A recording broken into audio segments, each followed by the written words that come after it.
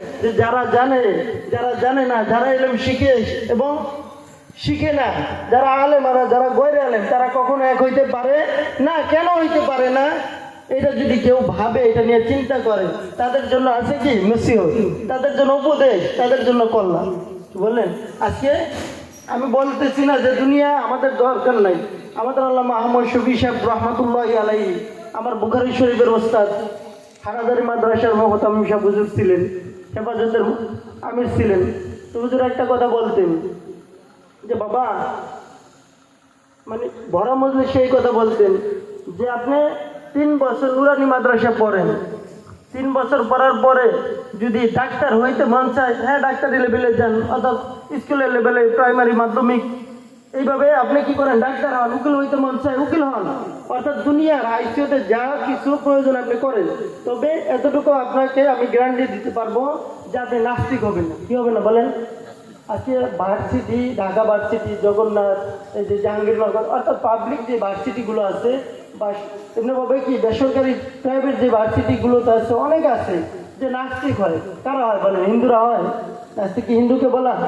আমার ওস্তাদ মোহতারাম, আমার ওস্তাদ না হইলে ওস্তাদের চাইতেও বেশি, আমাদের প্রধান ওয়াইজ সাহেব। তো তাদেরকে সামনে রেখে বলতেছি যে নাস্তিক তাদেরকে বলা হয় যারা মুসলমান কিন্তু এমন আছে, এমন কিছু ধারণ করে যেইটা আল্লাহ তাআলার সাথে সরাসরি নাফরমানি। কেমন নাফরমানি? অর্থাৎ শিরক করলে যেটা হয় তার সাথে জঘন্যতম। আল্লাহ আছে, আল্লাহকে বিশ্বাস করে, আল্লাহ তাআলার হুকুম আছে, এটা মানে না, সরাসরি অস্বীকার করে।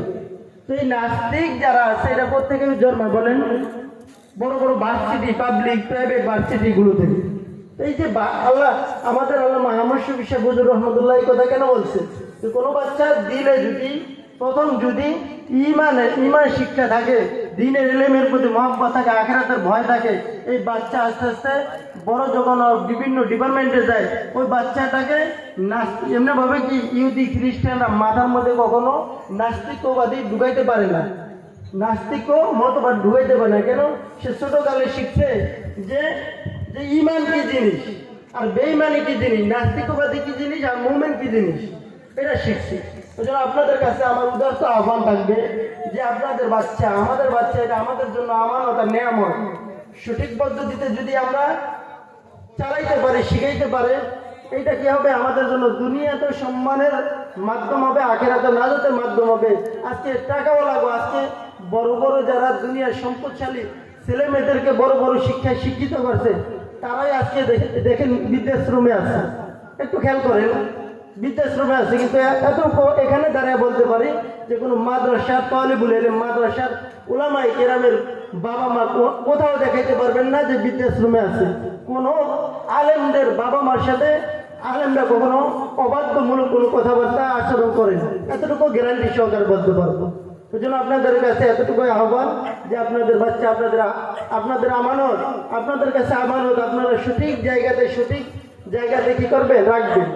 একটা কথা। দ্বিতীয় নম্বর কথা, আমাদের যে প্রতিষ্ঠান, আপনারা আজকে 1.5 বছর থেকে একটু বেশি হয়েছে, তো সবার কাছে পরিচিত, যেহেতু আমাদের 2য় বার্ষিক মাহফিল হয়েছে, আজকে শেষ হইল। তো এই মাদ্রাসাখানা সবাই যদি মনে করি যে এটা আমাদের মাদ্রাসা, আলহামদুলিল্লাহ সামনে আগাবে। আর যদি মনে করি ব্যক্তি বিশেষ, একটা বাড়ির একজনের, তাইলে কখনো আগাবেও না। এটা কি হবে? আস্তে আস্তে খারাপের দিকে যাবে। আমি তো এতটুকু আশাবাদী আপনাদের কাছে, আর এতটুকু নিয়ত করেই করছি যে এই মাদ্রাসাটা আমাদের এলাকার জন্য কি হবে, নাজাতের মাধ্যম হবে, অন্য কোনো না। প্রত্যেক মাসে এই মাদ্রাসায় 15 থেকে 17 হাজার টাকা ব্যক্তিগত আমার যাইতেছে। এটা বলার আসলেই বলা ঠিক না, তারপরেও বলতেছি আপনাদের মানে ইয়ার জন্য, জানার জন্য। প্রত্যেক মাসে 15 থেকে 18 হাজার টাকা যাইতেছে। 2 জন শিক্ষক আছে, ইনশাআল্লাহ জানুয়ারি থেকে আরো নিয়োগ দিব। এমনিভাবে এখানে ভাড়ায় চালিত, ভাড়া দেওয়া লাগে, মাদ্রাসা আনুষ্ঠানিক খরচ আছে। আমি প্রত্যেক সপ্তাহে একবার আসি এখানে। তো আসার কারণ কি বলেন? বাবা মা থাকতেও তো 2 মাসে এরকম হয়েছে আসি নেই বোরহানুদ্দিন, কিন্তু এখন আসা পরে প্রত্যেক সপ্তাহে নিজে জুমা ধরতেও কষ্ট হয়ে যায়। জুমার দিন, বৃহস্পতিবারের রাত্রে আসি, জুমার দিন জুমা ধরতে কষ্ট হয়। আমার মনে হয় যে এমন কোনো, যতদিন আসছি সকালবেলা খাবার খাওয়ার মতো সুযোগ হয় না। একটা দিন খাবার খাওয়ার মতো সুযোগ হয় না। এমন দিন গেছে যে যে পানি খেয়ে তারপর জুমাতে গেছে। তো কেন বলেন? দিনের একটা মার্কাজ এলাকাতে হোক, এলাকাটা দিনদার হোক, আমাদের মুরব্বীরা যারা শাহিত আছে তারা সরকারি জারি হিসেবে পাও, আমাদের এলাকাটা প্রতিষ্ঠিত হোক দিনের ক্ষেত্রে, এতটুকুই কথা। আলহামদুলিল্লাহ আমাদের ওস্তাদ আমার প্রাথমিক থেকে একেবারে মাধ্যমিক পর্যন্ত আপনাদের সবার পরিচিত। আর এই প্রতিষ্ঠানটা মূলত ব্যক্তিগত কারণে হয় নাই। যিনি আজকে বারো বারো পেশা হুজুর আল্লামা এমনিভাবে ফখরুল আমিন কাসিমি সাহেব থেকে নিয়ে যারা আমার গতকালকে থেকে এই পর্যন্ত দেখছেন, সবার পরামর্শে এই মাদ্রাসা প্রতিষ্ঠিত হয়েছে, বাজার ইমাম সাহেব থেকে নিয়ে। তো দেখেন, হুজুরদের যদি সুপরামর্শ না থাকতো, হুজুরে আসতো এদিকে? বলেন, আমার মতো ব্যক্তি বা আমার মতো এই ছোট মানুষ দাওয়াত দিলে কি আসতো? হুজুরের সাথে আমার সাথে পরিচিত হয়েছে আজকে থেকে মনে হয় 4 বছর আগে। আলহামদুলিল্লাহ আমাকেও খুব একটা স্নেহের নজরে মহব্বত করে, আমিও সম্মানের সাথে হুজুরকে মহব্বত করি। আমার চরবেশনের মাদ্রাসা হুজুরকে সর্বপ্রথম দাওয়াত দিই। তো আলহামদুলিল্লাহ ওখানে আরো 2টা দাওয়াত পাইছি। তো মহব্বতের খাতিরে তো এখানে আসা, কি বলেন?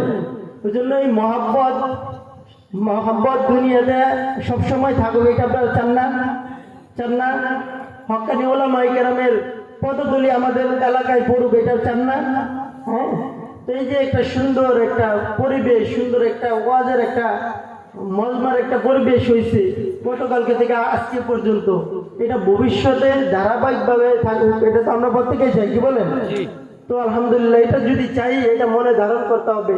আগামী দিনগুলোতে যখন আমাদের এই একটা পরিবেশ মতো মাহফিল হবে ইসলামের নামে, তো ইনশাল্লাহ আমরা সবাই, আর ভাই টাকা তো বড় কিছু না, বলেন? এখানে তাই আমার আপনাদের মাধ্যম বা যতটুকু হয়েছে আলহামদুলিল্লাহ ভালো একটা টাকা ব্যয় হবে না, কি বলেন? তো এটার জন্য চিন্তা করতেছি না, সবার সুপরামর্শ ছিল, সবার দোয়া ছিল, সবার চেষ্টা ছিল, এইটার দ্বারা আমরা সফল, এতটুকু বলতে পারি। এটার দ্বারা কি আমরা সফল। যদি আমাদের এই মাদ্রাসাটা ভবিষ্যতে, এটা তো ছোট একটা মাদ্রাসা, ভবিষ্যতে আরো সামনের দিকে অগ্রসর হবে, এটা যদি ভাবি সবাই ইনশাআল্লাহ ঐক্যবদ্ধভাবে আমরা মাদ্রাসার জন্য খাস করে 1 নম্বর হুজুরের কাছে দোয়া চাইব, 2 নম্বর হচ্ছে এই মাদ্রাসাটার সামনে আগানোর জন্য সুপরামর্শ দিব, চেষ্টা করবো ইনশাআল্লাহ। আর শেষ কথা হচ্ছে, আমাদের মাদ্রাসায় প্রত্যেক মাসেই আলহামদুলিল্লাহ ভালো একটা ডোনার অনেকেই আছে, আমি নাম বলবো না, বললে হয়তো বা ব্যক্তি এখানে লেখাইছে, নাম বলতে নিষেধ করছে, ওই জন্য বলবো না। একটা ঘরের মধ্য থেকে 2000 টাকা আসে, 2 ভাই 2000 টাকা আসে। আমরা তো 100 টাকা হুজুর অনেক কষ্ট করছে, চেষ্টা করে 100 টাকা লাগাইতে পারি না। এমন ফ্যামিলি আছে যে এক ফ্যামিলি থেকে 2000 টাকা প্রত্যেক মাসে আসে। কেন বলেন? এমনও কি ওনাদের পক্ষ থেকে এমন বলা হয়েছে যে আপনাদের যদি কখনো কোনো উস্তাদ বা মাদ্রাসা চালাইতে যদি কোথা থেকে আপনার খরচ নেওয়া লাগে, আমার কাছ থেকে নিয়ে না, আমি আপনি আবার 10 দিন পরে বা 15 দিন পরে দিয়ে দিই। কি বলেন? দোয়া কি মুখ থেকে আসবে? দিল থেকেই দোয়া হিসাব, কি বলেন? ওই জন্য আলহামদুলিল্লাহ আপনাদের কাছে আশাবাদী, সবসময় মাদ্রাসায় সুনজর রাখবেন, দোয়া করবেন। আমাদের উস্তাদ আসাদুজ্জামান কিরাম যারা ছিলেন, যারা দুনিয়াতে নাই, তাদের জন্য আপনাদের কাছ থেকে দোয়া চাই। তাদের কারণেই, তাদের মাধ্যমে হয়তো আপনাদের সামনে দাঁড়ানোর মতো আমার একটা মানে ব্যবস্থা হয়েছে। তাদের চেষ্টা, তাদের মেহনত, তাদের দোয়া। আলহামদুলিল্লাহ আমার যে ব্যক্তিগত উস্তাদরা আছে, আলহামদুলিল্লাহ আমি এতটুকু আশাবাদী, সবার দোয়া ছিল, সবার দোয়া থাকার কারণে এই পর্যন্ত। ওই জন্য আমি আর, যেহেতু সময় দীর্ঘ হয়েছে, রাত্র 12টার পরে হয়েছে, আসলে শীতের রাত্র অনেক হয়ে গেছে, আপনারা ধৈর্যের সাথে ছিলেন, আপনাদের প্রশংসা করি, আপনাদের জন্য দোয়া করি। আর খাস করে মাদ্রাসার জন্য দোয়া চাই এবং কি দোয়া করবো। খাস করে আমাদের আহাল পরিবার পরিজন, হযরত আদম আলাইহিস সালাম থেকে এই পর্যন্ত যারা শাহিদ আছে, আমাদের অনেক ভাইরা এই দোয়া চাইছে। ওই জন্য বললাম হুজুরের কাছে দোয়া চাইবো যে প্রত্যেকের জন্য খাস এবং আমভাবে দোয়া করবে।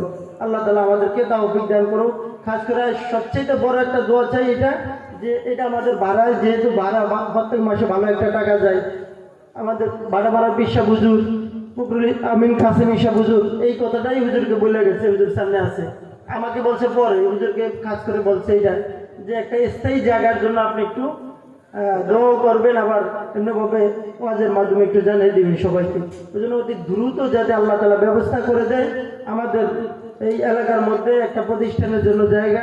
আল্লাহ তাআলা এমন হৃদয়বান ব্যক্তিকে আল্লাহ প্রস্তুত করে দেয় যে একাই যাতে একটা জায়গা দিতে পারে। আল্লাহ তাআলা ওই ব্যক্তিকেও কবুল করুক, আমাদেরকেও কবুল করুক।